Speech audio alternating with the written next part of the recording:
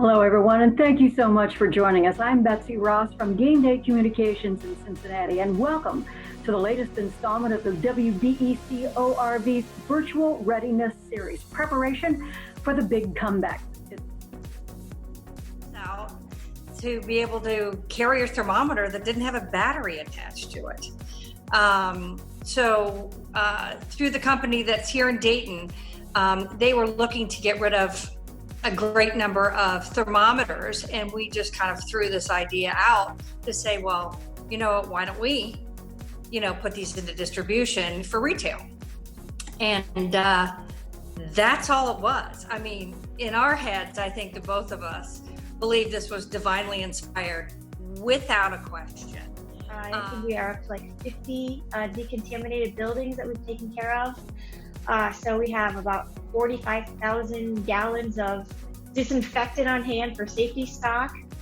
So it's been a lot of fun, but it's been a lot different, from when we started. We really created an institute to begin to look at what is it going to be as we all get prepared to go back to work. And the institute is going to be studying, looking at, understanding the actual human experience, the behaviors that actually drive businesses forward during this very complicated time.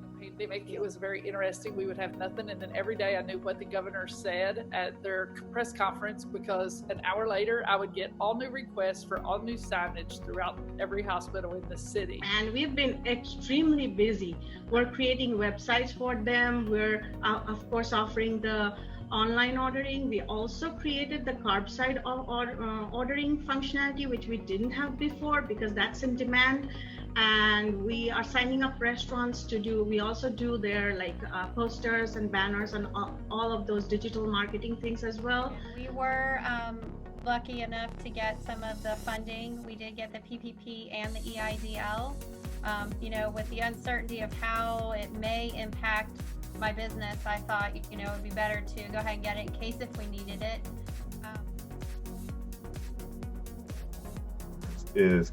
For me, it's just the energy, the excitement, and the education that I get.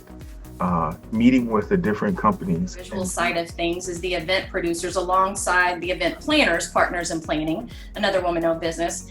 And as much as I try to pass off my executive producer responsibilities when I'm at the event, I simply can't do that. But what this year is going to allow me to do differently than what I've had in the past year.